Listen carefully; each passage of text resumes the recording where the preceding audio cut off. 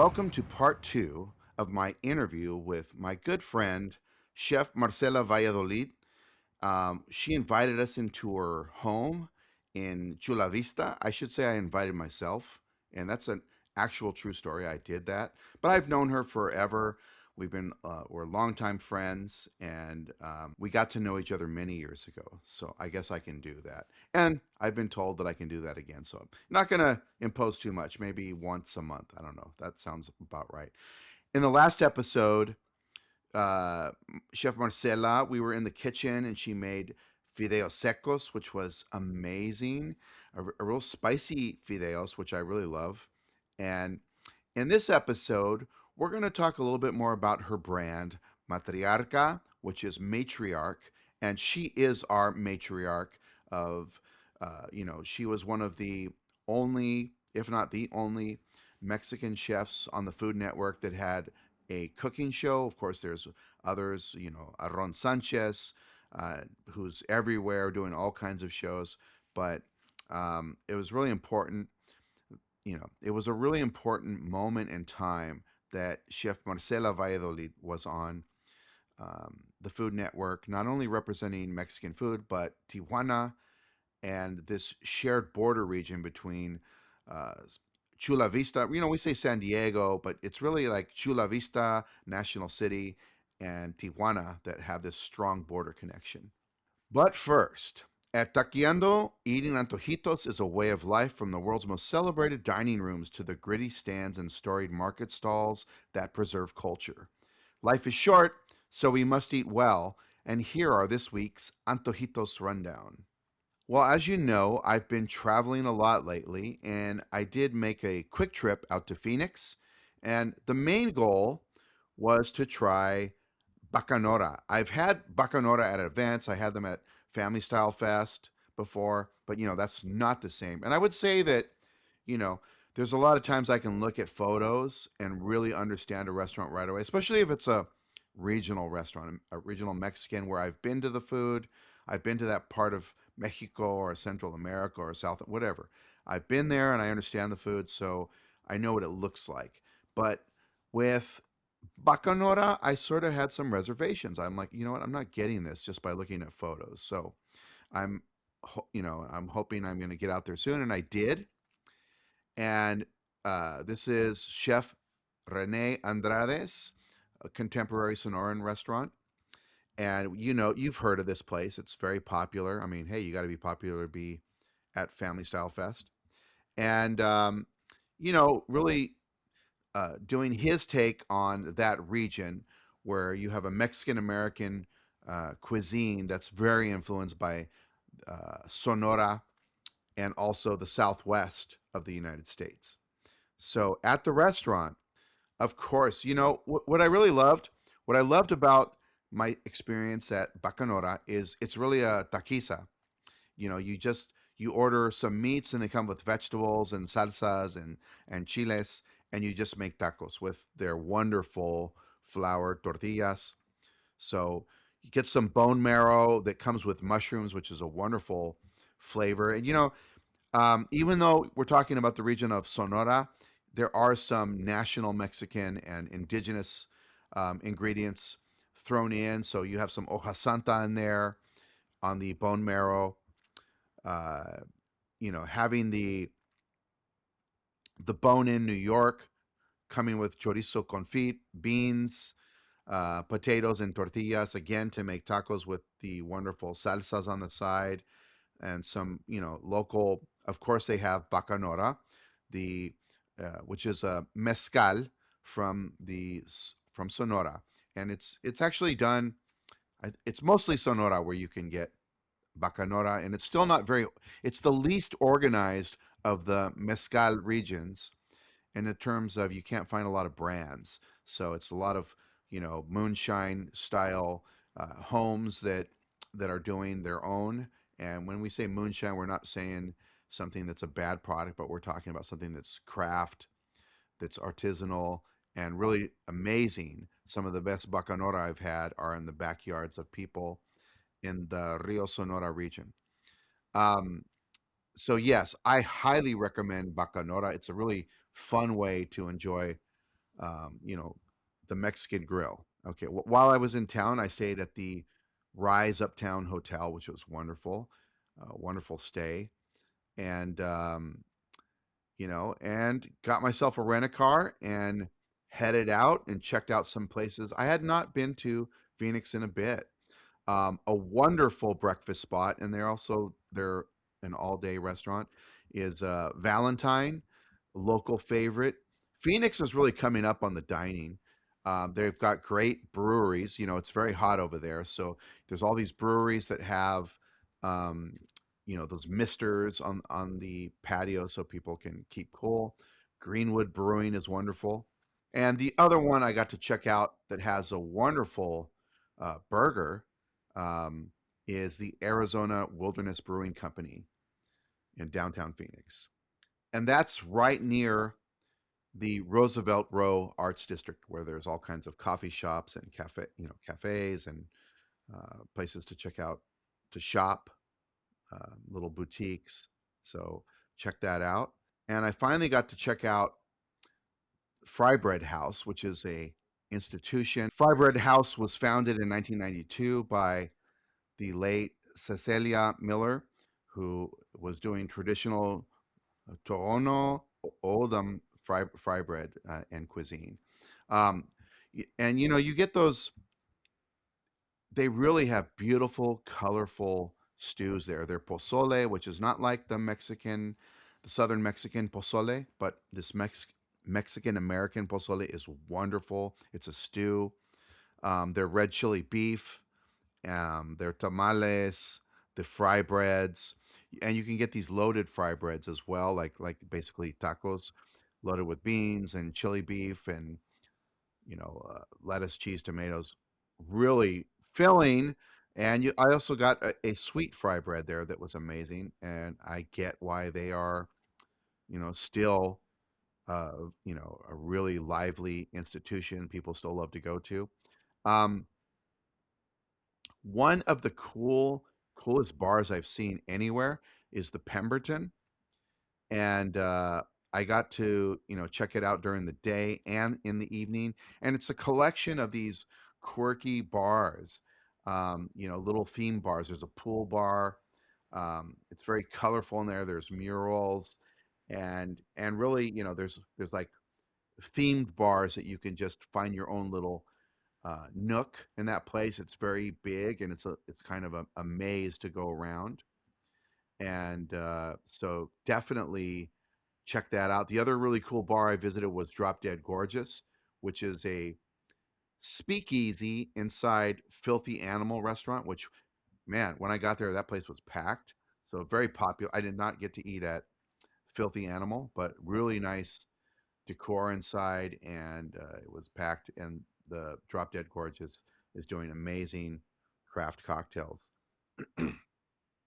And finally, before I left town, I got to check out Espiritu Mesa, which is it's a restaurant under the helm of Roberto Centeno, who's also a James Beard semifinalist, doing, again, that Sonora inspired Mexican American cuisine. So, yeah, Espiritu was great. They're very famous for their uh, birria dumplings, and so I did have those. Those were really nice. The tostada they had a big giant tostada, ceviche tostada, where they really piled it on one side of the tostada. And you know me and my thing about tostadas. And that's not just me and my thing, that's Mexico, okay? Come on. And and so it was like lopsided, but you once you spread everything around you kind of can't pick it up. It's so big. So more like you break little pieces off and just eat the ceviche that was on it. That was really great. So a really nice time at Espiritu Mesa, and got to and I got to catch up with my um, college roommate there, so that was a lot of fun. And I did some other stuff besides food. I went to the Heard Museum, um, which has local indigenous Native American art from the Southwest, which was really amazing. It wasn't just uh, traditional things from the community, but it was actually artists that had done some wonderful paintings too. And and I grabbed coffee at the Window Coffee Bar. Totally cool little, a very cool coffee concept in Phoenix. So get some coffee there. And lastly, you got to finish up with a little luxury. And I did stay at the Fairmont Scottsdale Princess. And this man has so many restaurants, and I'm talking about Richard Sandoval. And I mean, I don't even I can't keep count of how many restaurants he has in the United States, but you know him. He's done contemporary Mexican American restaurants all over the United States. And so now Toro by Chef Richard Sandoval is sort of a Mexican and Peruvian fusion. And so, well, you know what? It's not just Peruvian; it's South American. A lot of South American flavors on there. So there's an actual tuna ponzu guacamole. Um, has that basically Mexico meets Nobu flavors, which was really good. Their ceviches and tiraditos are Nikkei style, so lots of Asian flavors, lots of Japanese flavors in their ceviches and tiraditos. For dinner, I went for the main course. I had some churrasco, so with the Argentine style ribeye with a chimichurri, of course, and other little garnishes, and their scallops and pork belly dish, which is a Peruvian cream corn, cherry tomato, snap pea, and a mojo butter. So lots of good flavors, great service. And if you're staying at the Fairmont Scottsdale Princess, there's a shuttle that takes you to the restaurant because it's a little ways away. And that wrapped up a really quick and food filled trip to Phoenix.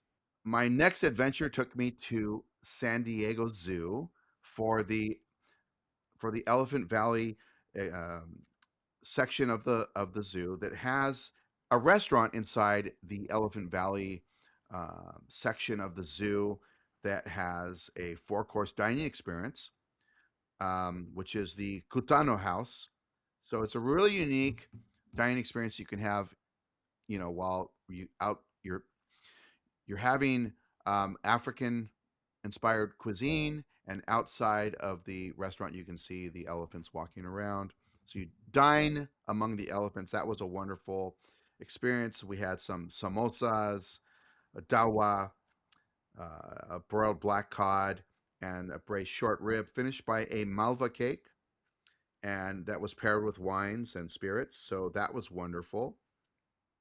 So go check out the Cutano House at the San Diego Zoo. So I don't know if you've seen my article, but check it out in Eater. I did the exclusive opening for Tacos Royal, and this is really, truly, 100% the first Hermosillo style taqueria. Now, we got, my peers out there keep saying Sonora style this, Sonora style that, but come on, buddy. It's not Sonora style if they don't have it in Sonora. So this is actually, what you would find on the streets, a simple smoker type of cart, right? Where they have this little smokestack on top, a carreta, and the more traditional street vendors that do carne asada. Now, in Hermosillo, not other parts of Sonora, in Hermosillo, the street taqueros are using at least a really high quality one cut. They're going to have the asmillo, which is like the chuck, and they might have ribs, or they might have maybe one other cut depending on the size of the taqueria, of the cart. But so that's what they're doing at Tacos Royal, and they're just doing, but they have the salsa bar, and not just a salsa bar with all kinds of salsas that are different. They are salsas made from recetas sonorenses, Sonoran recipes that go with those tacos, that are designed to soak in those ingredients. So you take their flour tortilla, you take the carne asada, get some of those beans on there too, because that's part of the flavor. That's a really nice thing to add to your taco. And then you have the salsa tatemada, which is so important for this tradition. So their salsa bar is 100% legit. Their cooking style the way they chop the way they slice the beef, and they're also using a selection of the chuck. So they're only it's what they call a steak taco, and what they're trying to say is there's no fat and other parts. It's all thrown out. Like if you go to Tijuana, you're going to get whatever they just chop it up, and you're getting fat and gristle and things like that. That again, it's a great taco, but here it's trimmed. It's selected from the best parts of the chuck, and so it's a more flavorful carne asada. So check that out and check out my article. Support journalism, my friends. The other, the final dining, my friends, I travel all the time, and we got these wonderful interviews. So it's gosh, I can't even get in my own food. Okay, but I did get into the plancha takeover at Descanso in Koreatown, a modern Mexican American restaurant, and this was featuring Chef Carlos. This was featuring Chef Carlos Jaques, and Carlos Jaques is the chef of Birria Palacruda, and which are known for their birria and also other, dishes. This is a chef, also a birriero. He had uh, a multi-course meal where he did a cured salmon tostada, and we were happy with it. We were happy with the tostada. It had a nice spread of guacamole as the base, with some cured salmon on top. These octopus sopes were wonderful on blue corn sopes. So and that was actually the first time I've had birria para la cruda. I've seen them around. I know LA Taco has covered them, and I think they were in Taco Madness, but I never had experienced them. It was really wonderful. And finally, bro, I just want to take a moment here to say that Chef Josh Hill, you guys know him of Mirate, Mirame. He also, is a chef that worked at Michelin star restaurants here in Los Angeles. He had the Supper Liberation Front pop up long, really, before all these pop ups were popular. And of course, where a lot of us got to know him was at Tacos Punta Cabras, the modern Mexican American uh, taqueria doing Baja style fish tacos. He had a deep connection to Baja California and all the chefs down there, the young chefs of his generation. Um, and, you know, you probably have seen in the news that Chef Josh Gill was has had been diagnosed with cancer. He'd been fighting it for several years now, and at times he was able to cook, and in I would say in the last year, he really has not been in the kitchens and has been battling and battling, and he finally passed away. So, and if you want to know more about Josh Hill, you can read about him in my book El Mexicano. He was one of the 30 people I chose to profile when I did my only book, El Mexicano, and I chose him because he was a very important voice at the time for Alta California cuisine. So I put Josh Hill along with Wes Avila, Chef Ray Garcia, Carlos Salgado, and all these people, uh, Chef Eduardo Ruiz, and also we can't forget um, Cacao Mexicatessen, which was really one of the early voices in that type of cuisine. Ricardo Diaz, but Chef Josh Hill is very much a founder of Alta California cuisine, which was first coined by myself in an article for LA Magazine, and then we talked about this as a movement and really its nascent stages um, in LA Mexicano. So but Chef Josh was also a friend and a person I really enjoyed talking to over the years. Always had a great time talking to him. He's a really fascinating person, led a fascinating life. He was cooking since he was in, you know, in his teens and never stopped cooking. Even at the end, I'd say he cooked until he physically couldn't show up to do it. So I'm very sorry for him and his family. And Chef Josh, rest in peace. So these fideos. You didn't like him at all. Well, I missed one. This recipe, which Yes. is it in one of your books or one of your classes?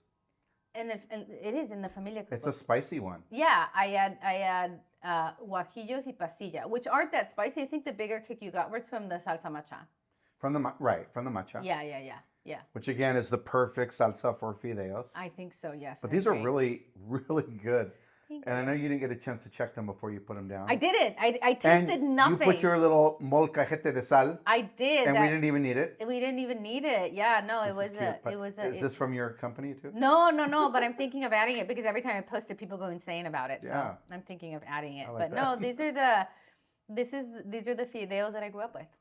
Without the salsa macha, honestly, salsa macha didn't enter my life until the last maybe 15 or so years. Yeah. Yeah, But it's definitely a thing in Tijuana, it is like now. at the mariscos trucks and stuff. Claro, sí, claro. I mean, when I started really paying attention to that, say like after 2005 ish, Mhm.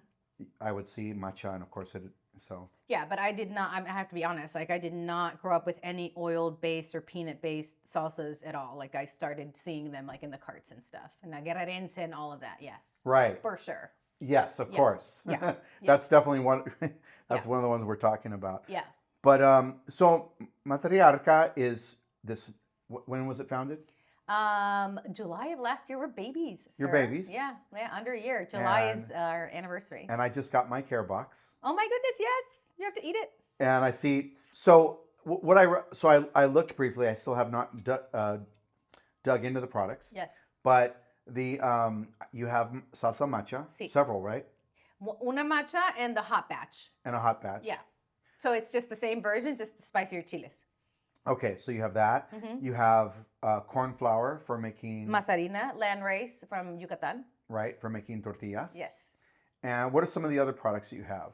Chicharrón de chile, which is what you actually had some on. Right here, right? Chicharrón de chile. Okay. It's slow fried organic jalapeno chiles from Hidalgo. Which I had on my fideos. You did. Anything oily is actually good with fideos. Yeah. In olive oil. No S at the end of olive oils. That's very señora Olive vibes. oils. ¿Qué más? Oh my God, so many delicious things. We have organic. Our agave is certified USDA organic. We have 2 hot agaves, un chipotle agave y un habanero agave, also certified organic. Our fideo pasta, which is also certified USDA organic. We have 3 different powders. We work with this like mad scientist in Mexico because you'll see powders all over the place, but this guy managed to find a formula to dehydrate like single ingredients where you preserve the color and the flavor in a very spectacular way. You'll see when you open up los polvos. I have caramelized onion, celery, and carrot. And the reason I chose those 3 is because of my French background. It's the mirepoix. Yeah. So my suggestion is do 50% onion powder and then 25 carrot and celery. And that'll give you a very similar profile to that bouillon cube that we all grew up with. And This is your Knorr answer. I don't know if it's the answer because you're never going to get monosodium glutamato. No, it's that punch. Yeah, right. it's a very powerful punch, and it serves its purpose. But if you want to get someplace very similar without adding some of those ingredients you might not be cool with, this is a really nice way to get there. Sal de Colima, del Lago de Cuyutlán. Such a beautiful process to get that salt harvested. ¿Qué más? Our spicy nuts. It's a fancy nut mix that's covered with another product, our picamaica, which is our solution to the chili lime powder that we all grew up with as well. Right. But it's hibiscus based. And you can really taste the hype. Like the thing about matcha, because you can actually taste the stuff, like what it's meant to be. And you got a lot of sweet elements and things, right? You got the cranberries and the matcha. But there's no sugar in anything. Right. There's no refined sugar in anything. Yes. But there's definitely cranberries in the matcha, and it does have piloncillo. Right. It does. And then we have la picamaica, which, like I said, is our chili lime powder solution to para fruta or to rim a cocktail glass or even with yogurt or some people actually even use it for grilling, which I think is amazing. And then we have another really successful random product that was actually the first thing that I came up with for Matriarca, which is so not Mexican, but it's called it's called everything con chipotle, which is bagel seasoning with giant flakes of organic chipotle chiles. That's the first thing. Like when I did that other food line and it went away, Yeah. this product is what made me start thinking about going into this thing all over again, which I thought to be impossible and very exhausting. But I was at home and I was going through, like everybody else, a season of being obsessed with everything bagel seasoning. I'm out of it now, but that was a season where I was putting it on everything, on like salads, on like, ya sabes, como to sear like ají tuna. Like I was using it for everything because I just For a really crust, for a seasoning, for bagels, para todo. And I was like, this needs like some smoke or something. And I had very large chipotle flakes in my pantry, and I mixed it just kind of randomly. And I was like, this is such a great product that doesn't really exist on the market. Yeah. And Trader Joe's was having their huge everything bagel seasoning thing happening online, and I was like, they need like everything pero con chipotle, and that's how that product was born. Right. The matcha actually happened after that.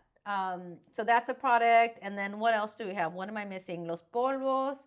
Chile. I think that's it. And then we're coming out with ayocote chiles, bayo chiles, ayocote frijoles, bayo y negro from the outskirts of Mexico City. Also organic that are coming. And you're sourcing your beans directly. Sí, directly. And the corn flour is being made for you in Yucatan. Sí. Todo para Matriarca. And also we're coming out with single ingredient like dried chiles. We actually are starting to harvest our own chiles in Hidalgo. So we're literally seed to those jalapenos will be from our crop. We're now sourcing them organic, but we're going to start growing organic for Matriarca. Wow. So we can see from this meal, the idea is that it's everyday Mexican cooking. It's everyday Mexican cooking, it's not complicated. Mexican made easy. I'm back to the source, man. Back to the source. Back to it. But fideos, making frijol. So the way we eat every day is such a wonderful diet, you know? Yes. Making a big pot of beans. Sí. And then using those beans to do other things, whatever we want to do with them. Sí. Make a main dish. Yes. Refritos. Yes. Put them in, mix them have them with your fideos. Yes. Whatever you want to do. Making fideos. Yes. Which is there's so many things you can do with fideos. Oh my gosh. Like you said before, like you can add flautitas.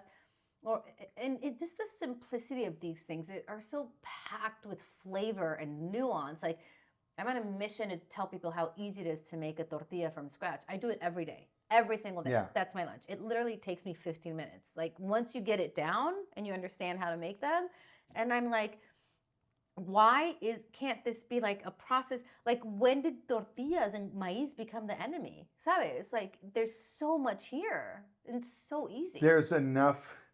We're at a place where people should be able to make them. There's so many videos and classes and books and shows on making, and especially masa harina is easy to work with. Mm-hmm.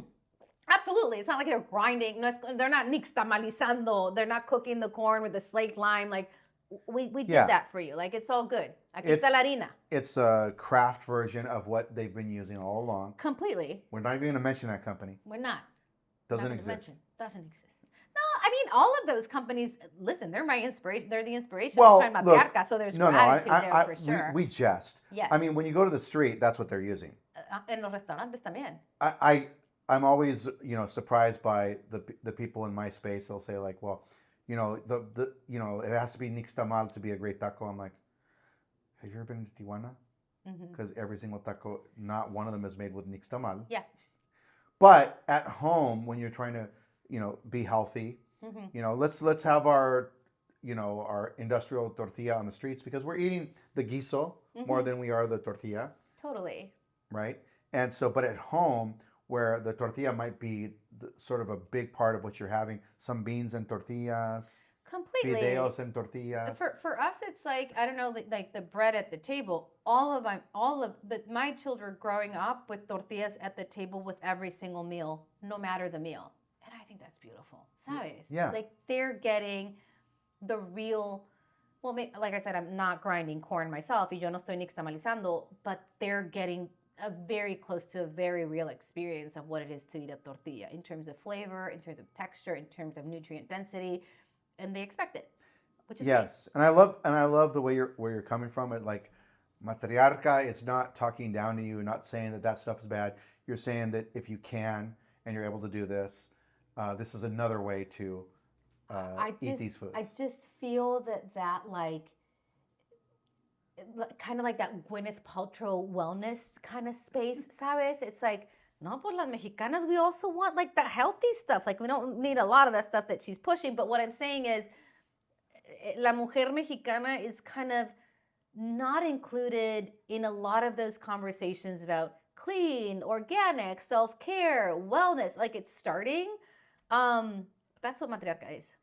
It's like self-love and for your family. Like just cosas bonitas for us too. Why not? You know? Yeah, and you know this didn't feel like these were just fideos, but underneath it all, a great product. Mm-hmm. The salsa macha is wonderful. These chicharrones are lovely. Thank you. And they're cute too. That's a nice slice. Yeah. So yeah, good flavors. I mean, a great way to do the everyday Mexican food that you do at home. Yes. And it's great for Mexican women.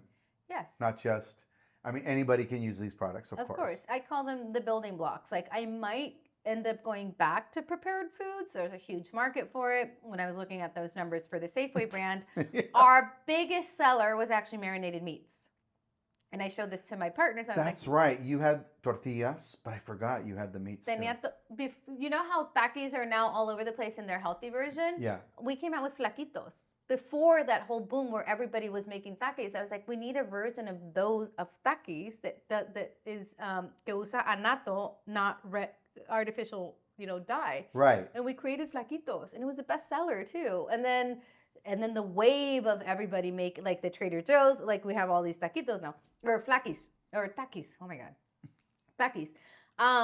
But the point being is now for strategic reasons, Yes. I wanted to launch with shelf-stable products for obvious reasons. Por vida de arancel, to not worry about, like I wanted it to be very easy. I wanted refrigeration to not be a part of the operation, at least in the first 2 or 3 years.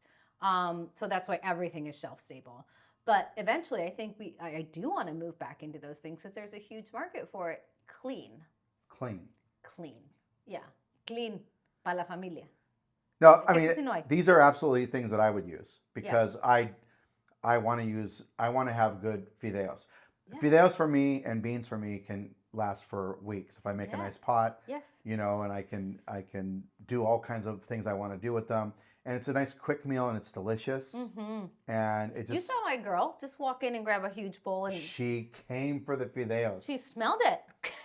She's like, I don't care if you guys are doing a podcast. La niña bajó, she grabbed her bowl of fideos, and she took it right back upstairs. It's one of the best pastas on earth. I think so. Sorry. I think so. Yeah. I think so. And so, I mean, we mentioned it before, but so right now they can get this online. Online, matriarca.com, direct to consumer. We actually, it's listed in the website. I personally, Marcela and my minivan, did the rounds all over San Diego, and now we're in about 20 locations just from me being like, hey, would you carry my matcha and you taste it? And now, okay. Where can you get it here? En Artelexia estamos. Okay. En el Flora Café aquí abajo, we're there too. Oh God, why can't I remember any of the names of the stores? Just go to matriarca.com. But in San Diego, we're in various locations. Are you in LA at all?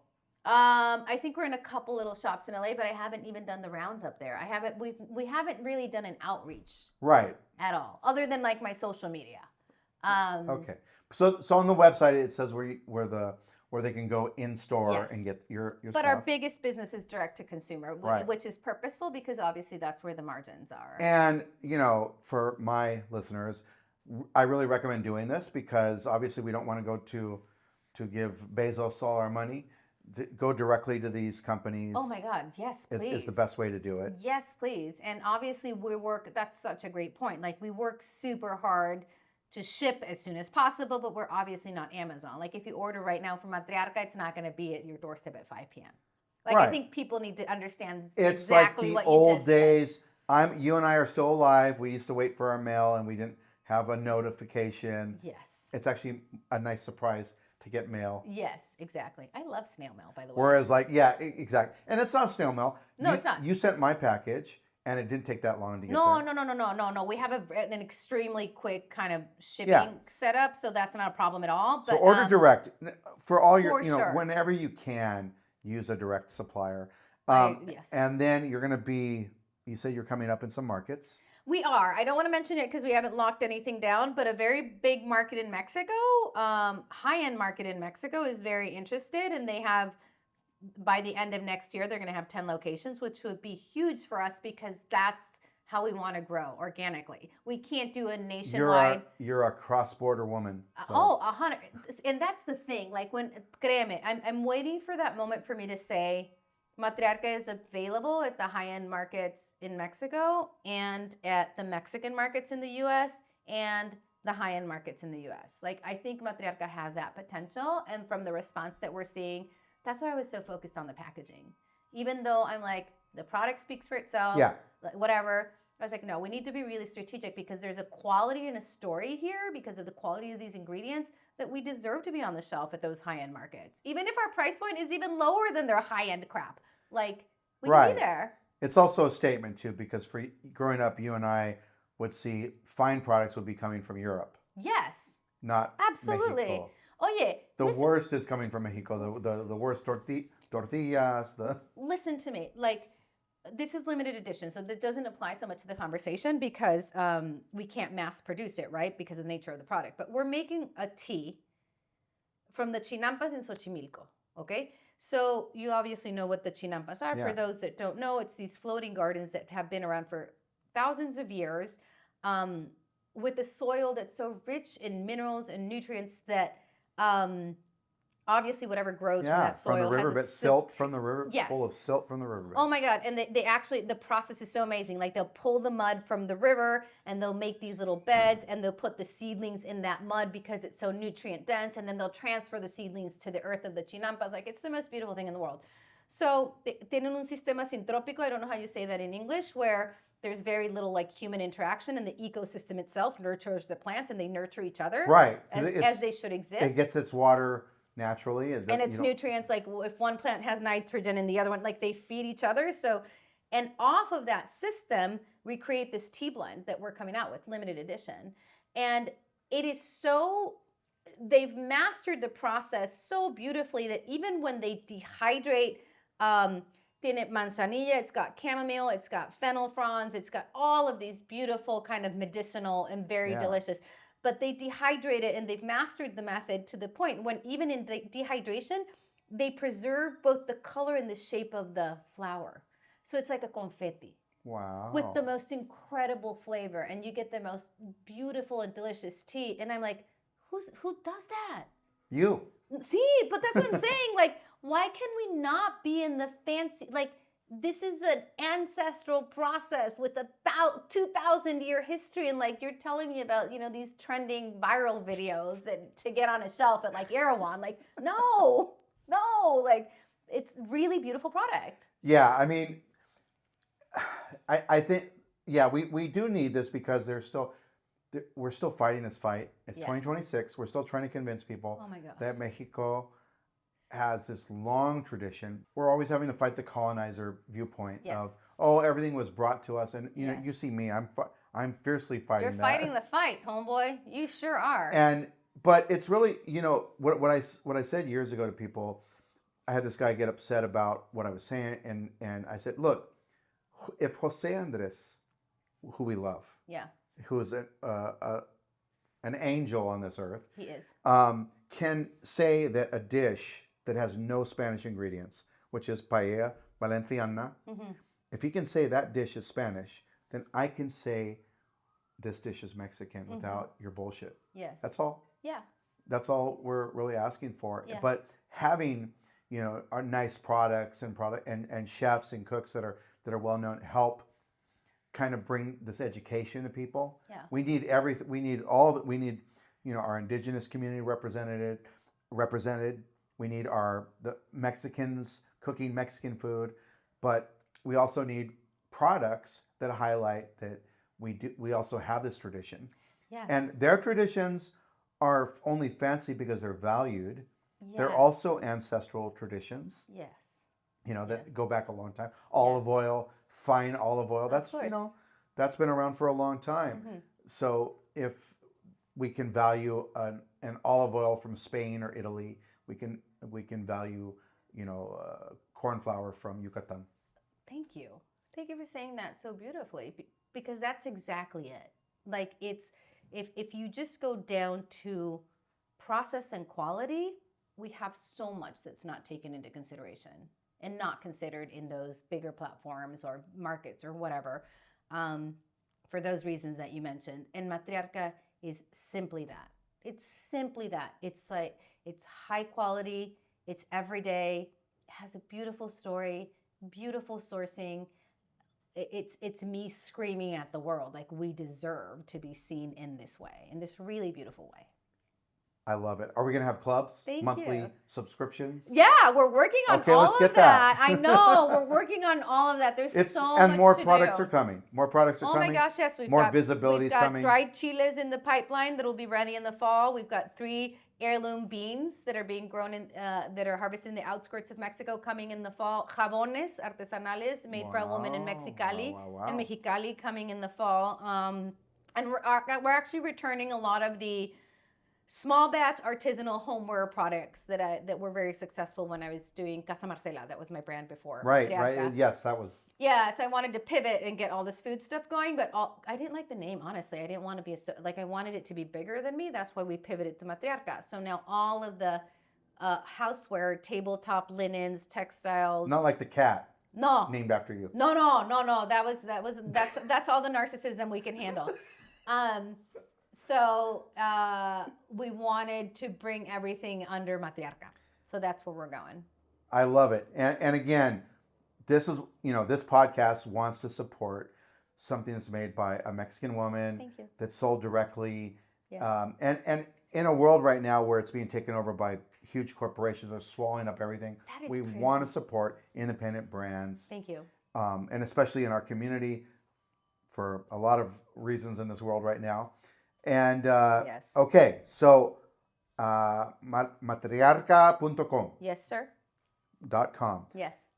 Now let's talk Yes. San Diego and Tijuana. Now I know you're cooking a lot at home these days. Yes. You're not out like you used to be. I'm not. You used to be all over. All over. It's so sad when people ask me now, like, what's your favorite this or that? And I'm like, it's this at home. I made it and I'm sitting at my table eating it.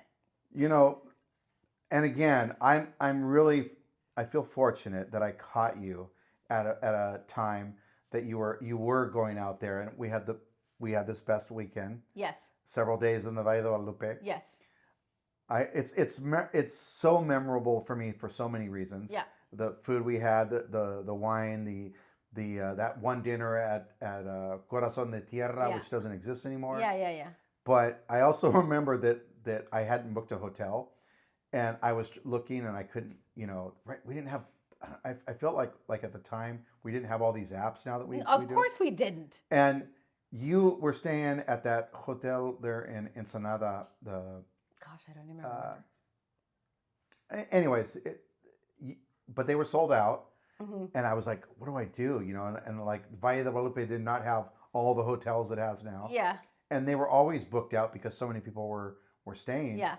And so I had to go to the place on the side of the road. Well, needless to say, there was a pole in my room. Oh my gosh. I think I remember that. I remember you being like, I stayed at the nastiest And hotel. a sex couch. Oh my God. I remember you saying that and being like, well, sorry, Bill.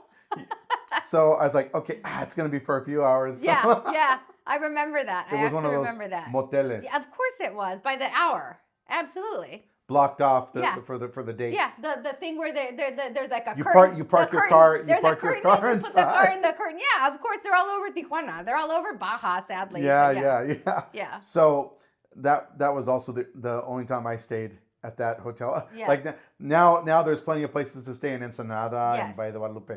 But anyways, So expensive though. Have you seen all the drama online? yeah, they So it's very expensive. I don't want to say this is problematic. I know it's problematic because expensive compared to what, right? But I sincerely feel that some of it is, I don't want to say some of it is worth it. they've lost Some the of it is- narrative. I They've see. lost. They're not. This is part. They're having so many problems down there with tourism, but the high prices. They all agree this is happening, and it's an issue, and it doesn't help the people that have been going there for a long time that want to continue to go. Well, that's what I'm going to say. That's what I'm trying to say Yeah. in a nice way. Like, who are you catering to, and who are you pissing off with these very high prices that are kind of new to the people that have enjoyed this area and this food for a really long time? But The ones that are going to come back several times a year and yeah, like I'm not going to have an opinion because that's not my business. But I saw the price hike, and honestly, my response was, yeah, no, this is a little crazy for me and my family of four to spend, a couple thousand to spend like it used to be the place that you could go and have great food and hang out for the weekend and have the most amazing time. But and tell your friends about it, because again, it was approachable for a certain audience, and now it's not. Yeah. So yeah, that's an issue. But so you're not out as much these days. But where can people go for a true Tijuana experience here in San Diego, in Chula Vista, Chula Juana? What a hard question.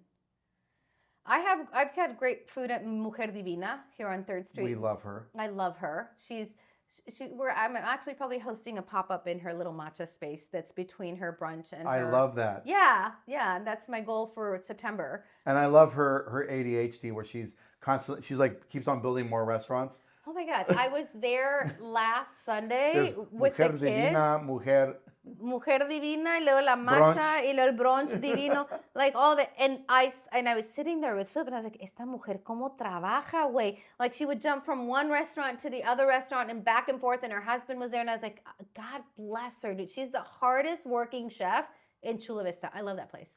More than anything because of her. She needs more restaurants to keep her busy. She needs more. She needs the whole block. She needs the whole block. She might take over the whole block. She will take over There's the whole block. There's 3 restaurants, but yes, we love her. I think she's amazing. I don't get out much, Bill. This is so bad because I don't have.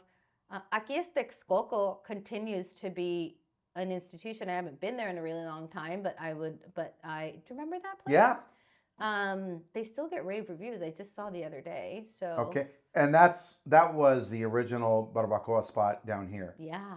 Back when Chula Vista really was young, and it was starting to get places like when aquí, they were one of the early taquerias across the border, way before El Gordo or now El Frank is here. Yes. Yeah. I haven't been to. See, I don't get out much. I need to go visit. You don't go anywhere.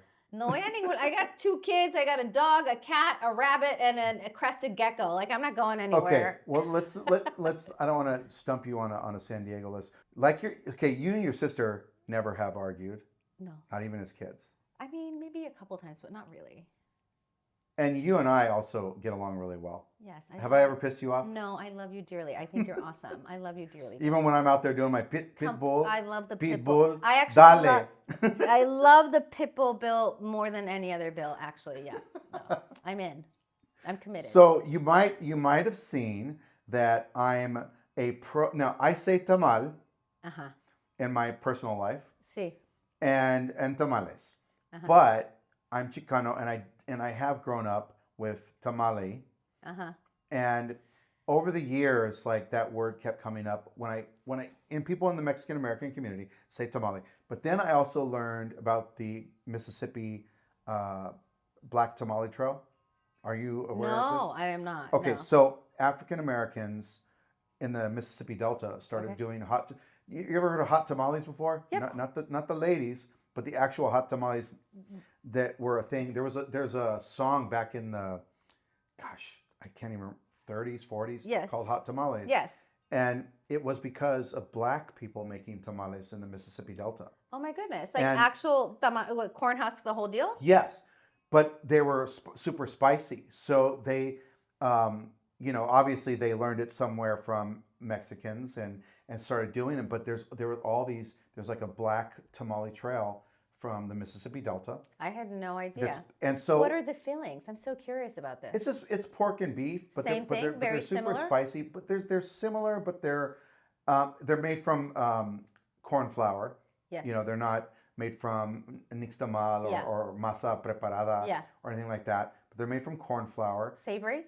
They're savory. Yeah. Yeah, and the way they eat them over there is a little different too. They'll put hot sauce on, of course, which we do, Yeah. and then they have like Gouda cheese. My They'll eat them with goodness. Gouda. But I My saw them in the goodness.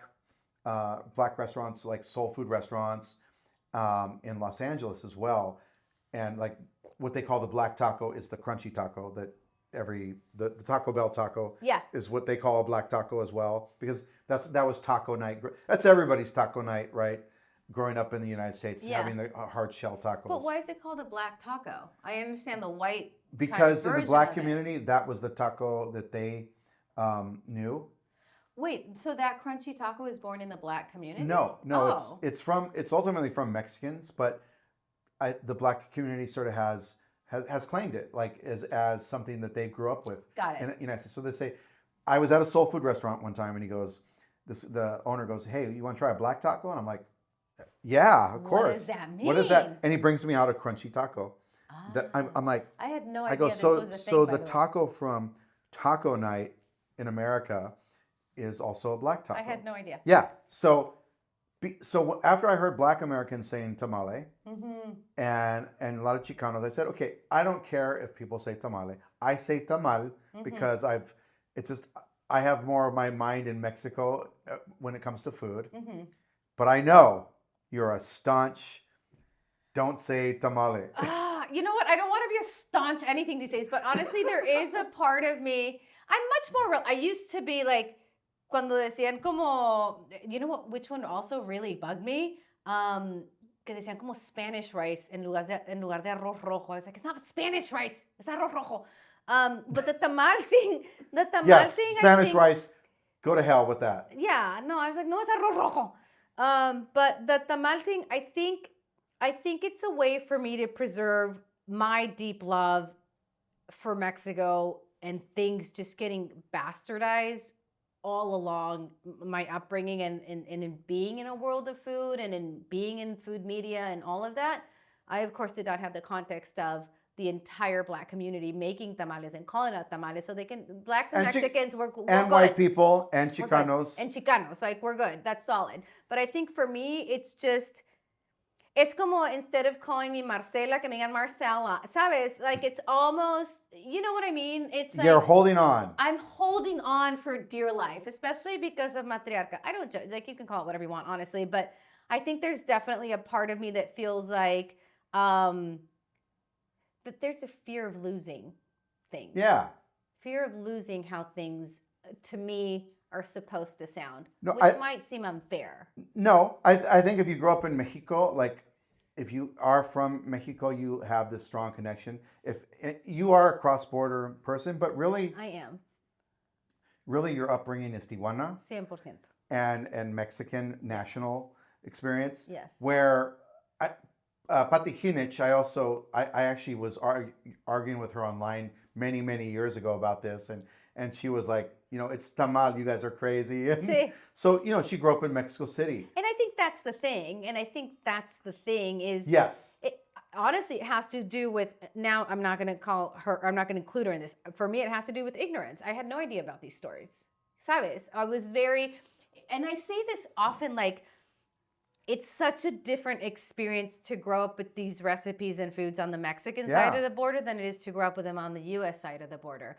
I think you guys had to put up so much more of a fight to defend because you were on foreign soil. In Tijuana, there was no part of my upbringing that had to even think about these things or had to defend these things. I never had to defend. I never had to fight for. Era mi vida. In Tijuana, there were these foods, and this is what they were called, and this was my community, and there was nobody telling us to go back home or to hide our identity or be less Mexican. Like, I grew up in a bubble where there was no need to defend. No, you went to school and no one made fun of your lunch. Nadie, no, but that's such a great way to it's a great metaphor for the entire experience. None of my upbringing was anything other than you are the fucking coolest person in the world because you are Mexican. Right. That's how I grew up, ¿sabes? Entonces, to me, sometimes hearing those things without having any context or history sounds like it's being bastardized in terms of what I knew the first 30, 40 years of my life. Well, also, if you grow up in Tijuana, you're seeing the opposite. If you're a Tijuana person, one of the biggest tourist, biggest tourist border crossing. Oh, it's la frontera más transitada del mundo. Right. Yeah. So you grow up with gringos coming to eat your food. Excited about it. Right. See, like there's this, it's not until recent that this hostility has been highlighted in such a way, right? Yeah.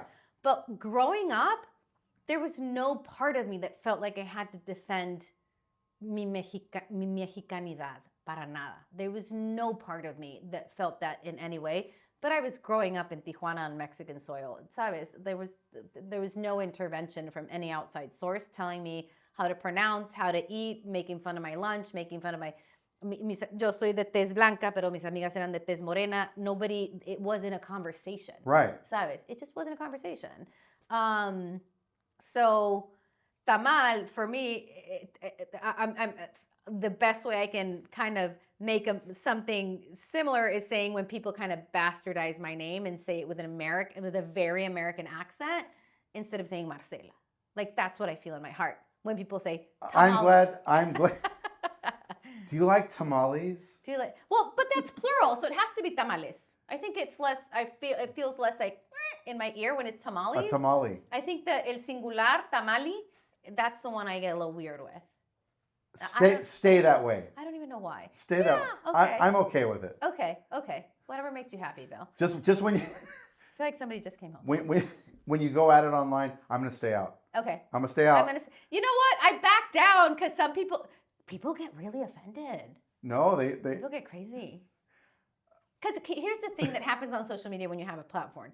You throw something out in the world without making it personal. You just make like a generalized statement. But the response is actually very personal. Well, and that's what makes it complicated. And it's not a conversation like this. No, it's not. It's impossible. That's why It's impossible. Okay, that's why I'm a Yeah. smart ass. People get mad because I don't. A lot of times I don't really answer the question. I just say something because this isn't a serious conversation. So now I'm gonna do this thing. Oh, I do the same thing. Right. So I do that's the what same we're thing. gonna do. We're just gonna mess with them. So it becomes a non-conversation. Yeah.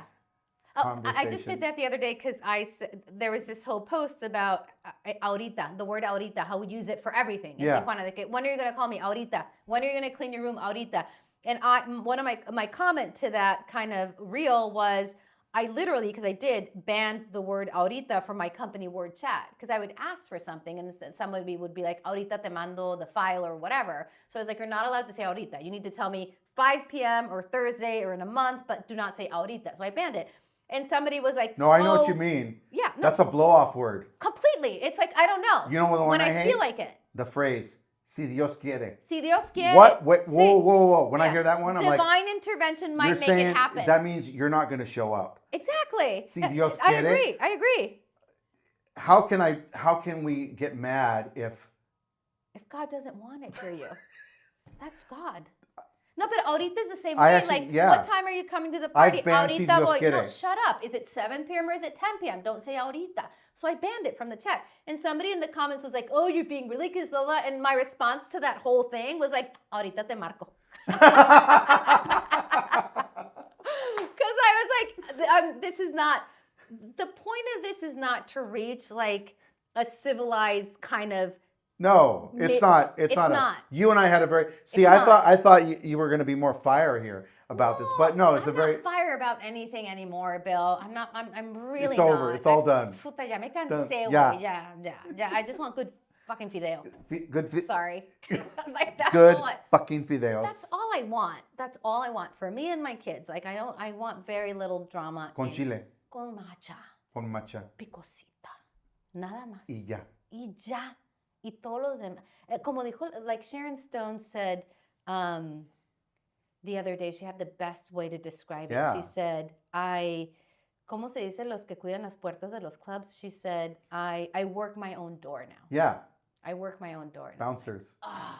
I'm my own bouncer. No, I allow nothing I've in. been seeing her lately, and she's talking lots of truth about the industry. My goodness, that last podcast, I know this is so not what we're talking about, but she blew my mind the last time I saw her in a podcast. Yeah. Mm-hmm. No, she's been through it. Mm-hmm. Just like you. Not as bad as she has, Not as bad as she obviously, has. and I'm still standing here doing great on the other side, but definitely living a much more drama-free existence than I ever was before. I'm so happy to see this for you. Thank you. And Thank you. have known you through this whole thing. Thank you. Since I met you at that one, I ran like giddy Oh, with my little santo bottle of te wine. amo. Oh my I'm God. like, I have to meet her. I have to How talk to long her. ago was that? That had to be 2010-ish, 2009. My goodness, we're so old. Yeah. We're so goddamn old. I'm so old. God damn it. No, but like I've known you for a really long time, and it's amazing. Qué loco las vueltas de la vida. That we're Yeah. sitting here with your podcast in my home in Chula Vista talking about Matriarca. Like, it's just like if somebody would have asked us in that meeting 15, 7, I don't know how many years ago that this is where we would be almost 20 years later. Like, life is beautiful. Life is beautiful. Yeah. And, you know, the thing I always say about when people make fun of older people, I'm like, you know what? 57, not everybody makes it this far. So, No. Not everybody makes it this far and has a very clear vision of who they are and what they want to be. every day, someone much younger than me or my same age is not here. And so, like, you have to understand, like, it's not easy to get here. Not It's everybody gets not. this opportunity to even have this arc. To get here and get here sane Sane. is monumental. Yes, because there's other, hay otros locos. locos. So to get here and get here sane, with a job, with some friends and family, Fideos. with some fideos, like, dude, we got it done. We got it. See, I love you. I love you. Thank you for being on my podcast. Oh my God, anytime. I told you that the happiest day for me this month was setting the table for you and your crew.